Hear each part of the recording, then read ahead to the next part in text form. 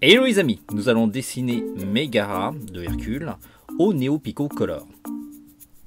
Pour ce dessin, j'ai besoin de papier pour manga d'éditeur, d'un crayon, d'une gomme, éventuellement une gomme de précision, de liners de plusieurs tailles, de quelques Neo-Pico Color, de crayons de couleur et enfin un roller gel. Je commence par schématiser le visage par un cercle, puis je l'allonge et je détaille petit à petit le reste. Alors c'est une série de dessins Neo-Pico Color.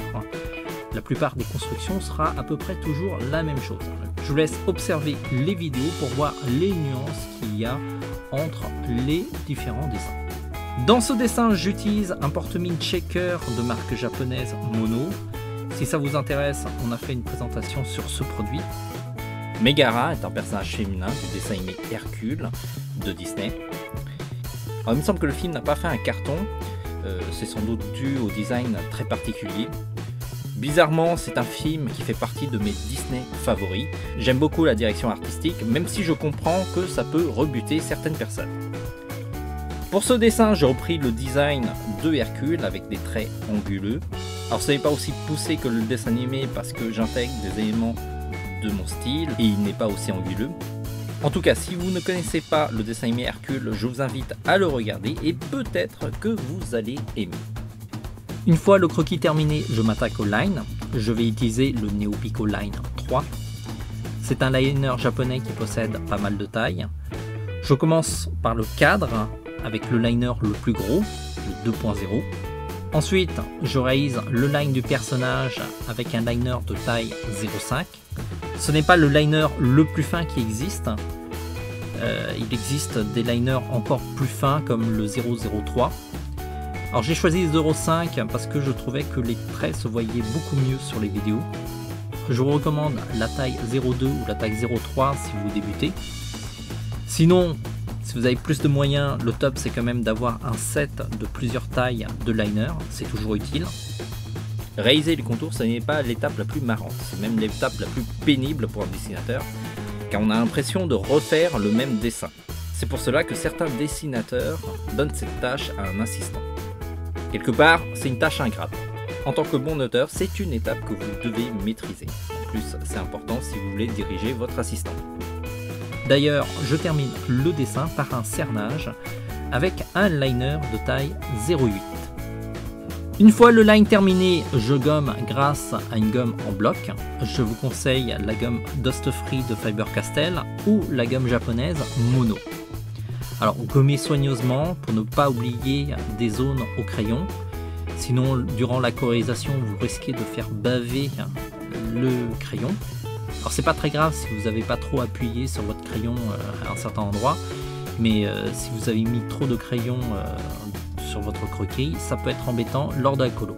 J'enchaîne par la colorisation au Neo-Pico Color. Alors c'est un feutre japonais avec une pointe pinceau et une pointe fine. C'est un feutre que j'aime beaucoup car c'est un feutre qui n'a pas la grosse mine biseautée qui, soyons honnêtes, n'est pas souvent utilisée, à part chez les dessinateurs hyper expérimentés. Sinon, pour la plupart, on l'utilise assez rarement. La pointe fine est très utile pour les détails et la pointe pinceau, c'est plus pour les grandes surfaces et faire des effets. On a aussi fait une présentation de ce produit, si ça vous intéresse, cliquez sur ce cadre. Alors d'habitude, je vous conseille de prendre du papier layout pour les travaux au feutre, mais pour cette série de dessins au Neo-Pico Color, je vais utiliser du papier manga d'éditeur.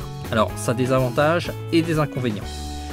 Je vais commencer par les inconvénients. Alors c'est un type de papier qui boit un peu plus que du papier layout.